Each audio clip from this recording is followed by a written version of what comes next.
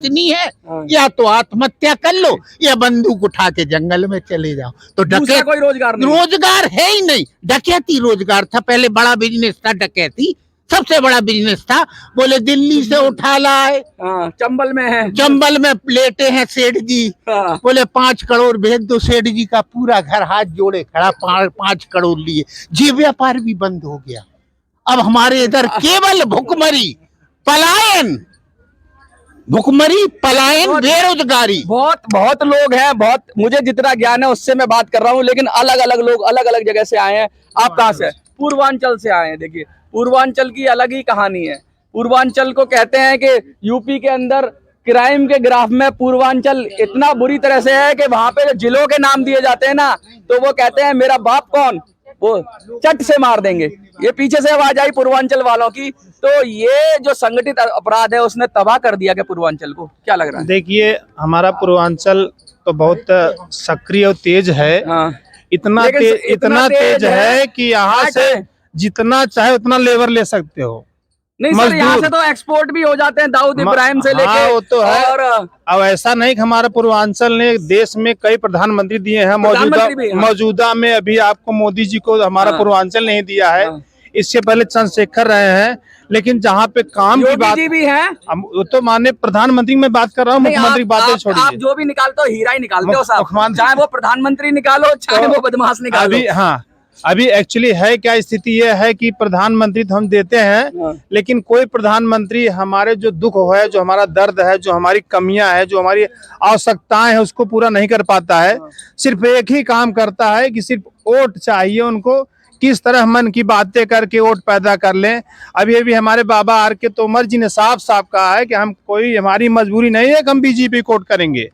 हाँ, जो हमारी बातें अपने मैनिफेस्टो में रखेगा, अलग राज्य की बातें रखेगा, हम उसी समर्थन देंगे। कुछ लोग तो कभी तो ये कहता है कि मन की बातों से अच्छी है मनमोहन की बातें, ऐसे भी कहने लग गए हैं लोग। उस पर क्या कहेंगे आपके? क्या मन की बात, क्या लगता है कि बीजेपी का अब जो डाउनफॉल शुरू हो गया? क्योंकि उसने इन्हीं मुद्दों पे सब पे तो आई थी कि छोटे राज्य बनाएंगे, लोगों को न्याय दिलाएंगे, इन सब मुद्दों पे आई थी। क्या लग रहा है? मनमोहन सिंह तो बोलते नहीं थे और मोदी जी रुकते नहीं है। मनमोहन सिंह बोलते नहीं थे, मोदी जी रुकते नहीं है, लेकिन ये जो माहौल है आसपास, आप में से और आप बात करेंगे, इधर की तरफ आ जाइए आप थोड़ा सा, ठीक है।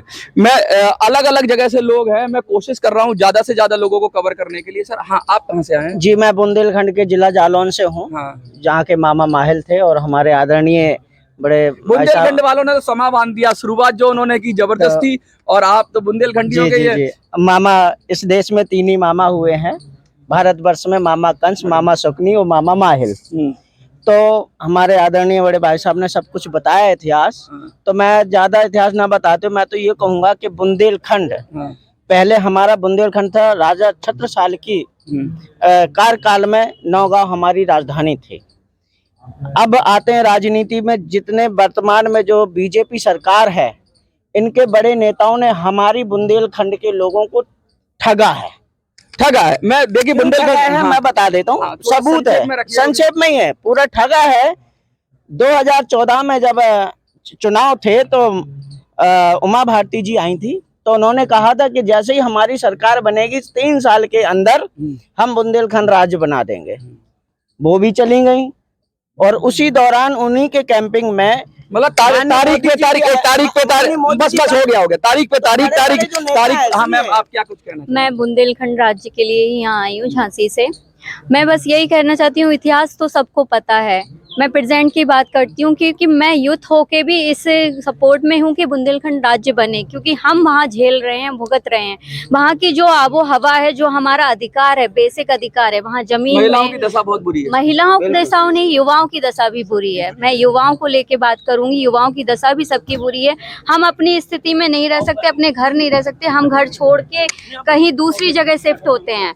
क्यों होते हैं? क्योंकि हमारे बुंदेलखंड को सौतेलापन जैसा व्यवहार किया जा रहा है। सौतेलापन जैसा व्यवहार किया जा रहा है, बुंदेलखंड की बात है। हम और लोगों से बात करेंगे। सर, आपको क्या लग रहा है कि किस तरीके से अब ये जो जैसे आप लोग सब मिलकर ये काम कर रहे हैं, छोटे राज्य सब एक उस पे आ गए, प्लेटफॉर्म पे आ गए हैं, जनरल सेक्रेटरी भी हैं, और आपने मैंने देखा कि मोर्चा सबसे पहले सुबह अगर किसी ने संभाला तो आपने संभाला, तो जो मोर्चा पहले संभालता है उसकी जिम्मेवारी ज्यादा है। आप थोड़ा इधर आ जाइए, इस तरफ आ जाइए।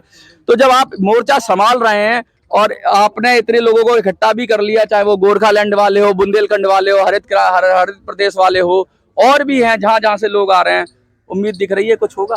बिल्कुल होगा, उसमें कोई शक नहीं है, होगा, राज मिलेगा, हम लेके रहेंगे। हमारी जनसंख्या हर राज्य में है और समर्थक भी बहुत सारे राज्यों में हैं। अंदर एक भारत, भारत के अंदर एक भारत, बिल्कुल बिल्कुल, अलग भारत नहीं, भारत के अंदर एक भारत। राज्य चाहिए हमें अलग देश नहीं चाहिए। और हम राज्य के समर्थक हैं, चाहे मिथिला हो, पूर्वांचल के जितने भी राज्य शब्द की भी तो अपनी कहानी है। राज्य तो अब नहीं कहते, प्रांत कहते हैं। असल शब्द तो प्रांत है, क्योंकि राज्य तो स्वयंभू होता है। राज्य अगर कर देंगे तो देश, प्रदेश कह सकते हैं उसको।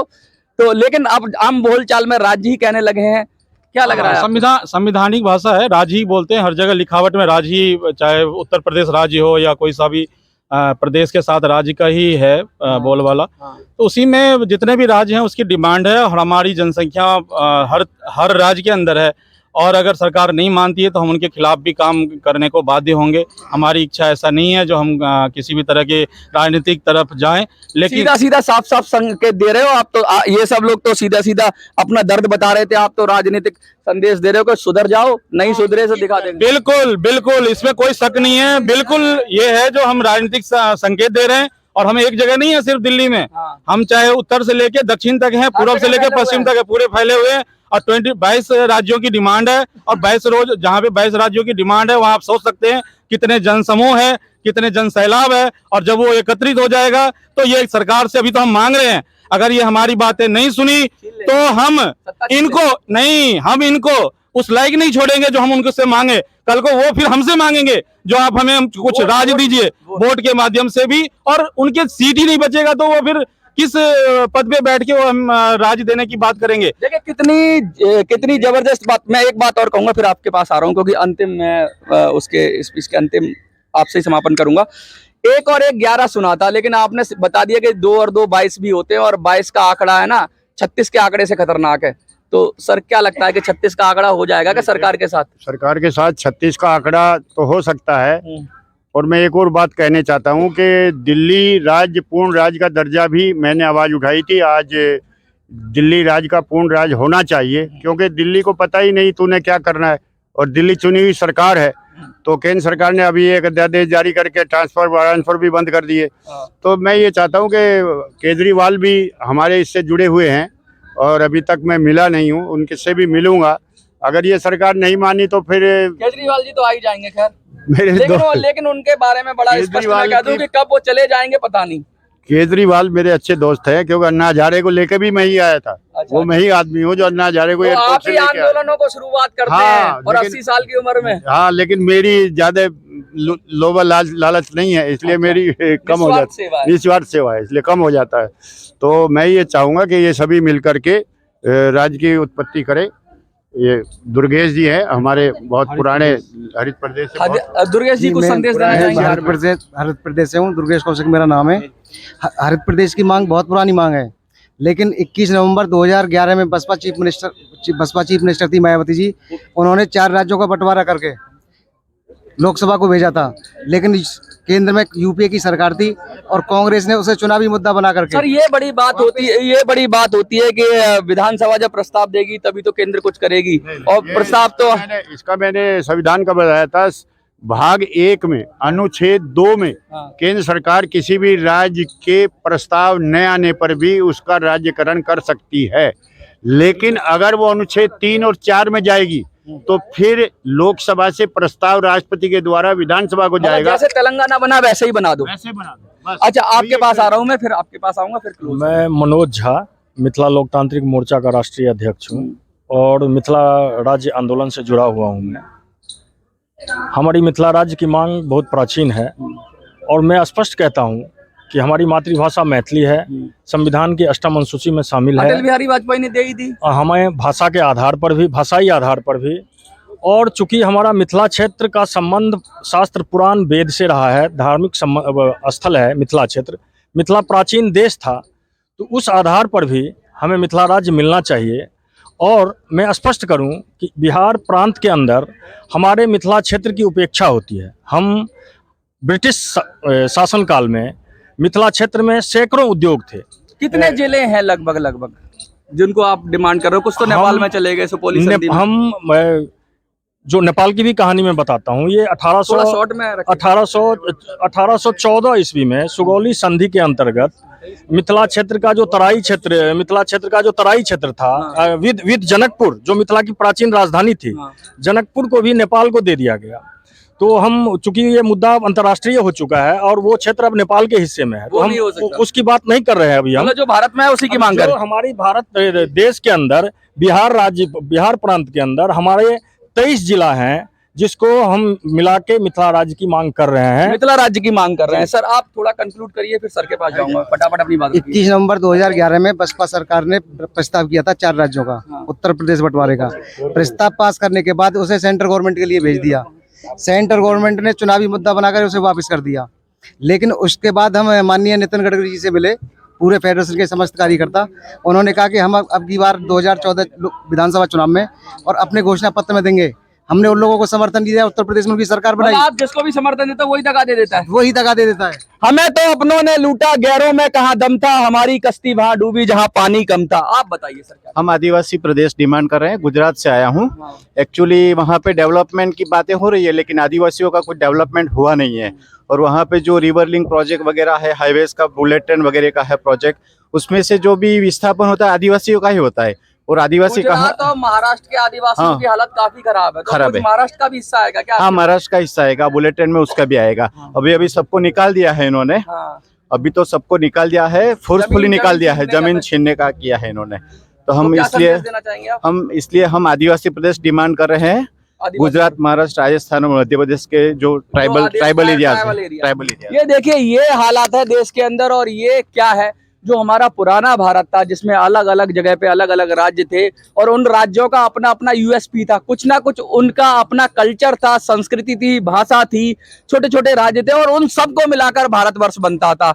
अंग्रेज आए तो उन्होंने क्या किया, उन्होंने इस तरह से राज्यों का गठन किया कि हमारी कल्चर को नष्ट किया जा सके। सपोज करिए यूपी बनाया तो यूपी के अंदर सबको घालमेल कर दिया, बंगाल को तोड़ दिया, पंजाब को तोड़ दिया। इस तरह से उन्होंने कोशिश की कि जैसे संस्कृति पे पहला प्रहार अंग्रेजों ने किया। जब हम आजाद हो गए तो कम से कम भारत की सरकारों को तो देखना चाहिए था, जो हमारी पुरानी संस्कृति थी, विरासत थी, पुराने राज्य थे, उनको समुचित सम्मान दिया जाना चाहिए था, उनको उसी प्रकार गठन किया जाना चाहिए था। वो चाहे पूर्वोत्तर में हो, चाहे देश के बाकी क्षेत्रों में हो, वो भाषा के आधार पे हो, वो किसी भी आधार पे हो, संस्कृति को रक्षा करके और पुराना इतिहास तभी वापस किया जा सकता है जब हमारा भारतवर्ष जैसा अखंड भारत पहले था, उन सब मान्यताओं को लेकर, उन सब चीजों को लेकर, उनकी सकारात्मकता लेकर, उनकी अच्छाइयां लेकर और इस देश का निर्माण हो।